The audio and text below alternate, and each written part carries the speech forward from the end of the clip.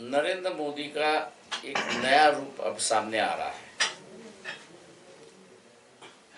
वो अपने आप को एक नए प्रेषित समझ रहे हैं और इसलिए उनका 3-4 दिन के पहले एक बयान था कि भगवान के आदेश पे मैंने राम मंदिर का निर्माण किया है। तो ये उनकी बयान से शंकराचार्य से लेके जो साधुओं का जो अखाड़ा है ये सब अचंभित है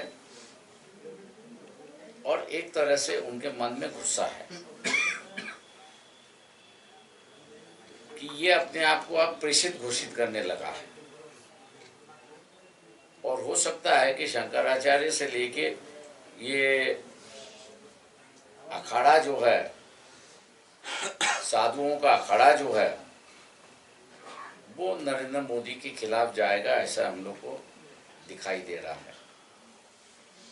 रही दूसरी बात यहाँ पर कि मोदी जी कह रहे हैं कि 400 सीट प्लस करेंगे, लेकिन पिछले इलेक्शन देखा जाए तो इन्होंने 400 सीट ही कॉन्टेस्ट किए थे।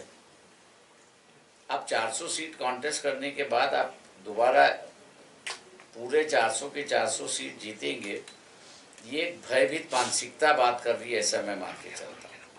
अपने आप को प्रेषित घोषित करना ये भी एक भयभीत की मानसिकता है और उस मानसिकता से वो दूसरों को भयभीत कर रहे, ऐसी एक परिस्थिति है। ईडी का इस्तेमाल कर रहे, वो भी एक भयभीत तरीके से है। दूसरे पार्टी के नेताओं को अपने पक्ष में ले रहे, ये भी एक भयभीत राजनीति है। इसलिए पूरी परिस्थिति देखते हुए नरेंद्र मोदी और बीजेपी की सरकार जो है वो 150 सीटों के ऊपर जाएगी, ऐसा हमको नहीं लगता है। और इसलिए विरोधी दलों को जो है वो डरने की कोई बात नहीं है। अपने अपने राज्यों में जिस तरह से अभी लड़ रहे वैसे अगर लड़ते रहे तो नॉन बीजेपी आरएसएस गवर्नमेंट केंद्र में आ सकती है, ऐसी एक परिस्थिति है। जगह वाटप को लेकर क्या है माल का गाड़ी? देखिए, जहाँ तक सीट डिस्ट्रीब्यूशन की बात है, वहाँ पर एक दोनों बातें हैं कि हमने महाविकास आघाड़ी के घटक पक्ष से जो है उद्धव ठाकरे की शिवसेना, कांग्रेस और शरद पवार की एनसीपी, इनसे हम लोग ने कहा है कि आप आपस में 48 सीटें बांट लीजिए। वंचित बहुजन आघाड़ी को जो सीटें चाहिए, जिस पार्टी के पास वो सीट है उससे हम लोग बातचीत करेंगे और उनके साथ में समझौता करने की कोशिश करेंगे। और उम्मीद करता हूँ कि महाविकास आघाड़ी का समझौता जो है वो जल्दी हो जाए, ताकि मार्च के पहले हफ्ते में हमको दिखाई देता है कि इलेक्शन नोटिफिकेशन निकलना शुरुआत होगा, ऐसा लगता है। ओबीसी की जो सभा हुई है अकोला में, क्या आपको लगता है आपको आह्वान दे रहे हैं वहाँ से? मुझे कांग्रेस भी आह्वान देती है, एनसीपी भी देती थी, मतलब शिवसेना भी उस वक्त देती थी, बीजेपी भी देती, तो उस वक्त हम लोग डरे नहीं, तो आप क्यों डरने की बात है? सर, आपको लगता है कि दिल्ली के एतराफ़ के जो स्टेट्स है वहाँ पर किसान जो है वो आंदोलन कर रहे हैं, महाराष्ट्र में मराठा लॉबी जो है वो आंदोलन कर रहे हैं, तो इसका असर बीजेपी को मिलेगा? देखिए, जहाँ तक किसानों का आंदोलन है, मैं समझता हूँ कि वो काफ़ी बड़ा असर करेगा, ऐसा हमको लग रहा है। एमएसपी प्राइस को लेके मेरे ख्याल से किसान, चाहे वो उत्तर भारत का है या दक्षिण भारत का है, काफ़ी सेंसिटिव हो चुका है।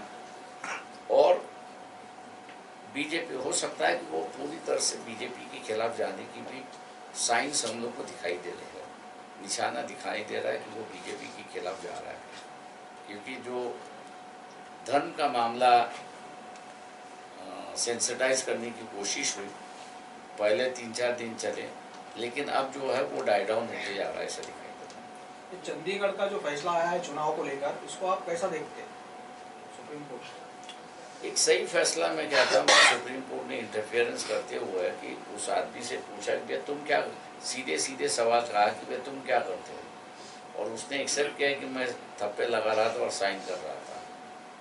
हो सकता है कि वो जेल में चले जाएगा, ऐसा लगता है हम लोग को। और डिसीजन जो है वो आपके फेवर में वहाँ पर दे दिया। सर, लोगों का कहना है कि संविधान को खत्म करने की कोशिश की जा रही है, आप इससे कितने मुत्तफिक हो? देखिए, अगर बीजेपी आरएसएस को हम लोग अगर सत्ता में नहीं ले आते तो मैं मान के चलता हूँ कि संविधान भी बच गया और डेमोक्रेसी भी बच गई। सर, औरंगाबाद से लोकसभा का उम्मीदवार कौन हो सकता है वंचित का? वो गुलदस्ते में है। सर, राजगृहात मी विचारलं, तिथं जे.पी. नड्डा आता पोहोचलेले आहेत आणि कुटुंबाची भेटगाठ घेत आहेत. देवेंद्र फडणवीस सुद्धा सोबत आहेत आणि भीमराव आंबेडकर हे त्यांना सगळ्यांना बोलत आहेत. बावनकुळे सुद्धा आहेत. तुम्हाला कल्पना नव्हती? नाही, मला कल्पना नव्हती, फक्त येणार एवढं फक्त माहीत होतं. त्याचे 3 दिवसाचा कार्यक्रम होता. त्यांना जेव्हा वेळ मिळाला असेल तेव्हा ते आले असतील. जे.पी. नड्डा के ऊपर देखिए, जे.पी. नड्डा जो है वो भारतीय जनता पक्ष के अध्यक्ष है। अगर उन्होंने इच्छा जाहिर की है कि बाबा साहब के मकान और जो उनका मेमोरियल है उसको विजिट करना है तो उस पर गैर है, ऐसा कोई नहीं होता है। सर, यूसीसी जानकारी मिलने के बाद परिवार से मैंने यही कहा था कि अगर आए तो उसके उचित तरीके से उनका स्वागत करें और मान सम्मान के साथ उनके साथ में जो है वो पेश होना चाहिए। ओके।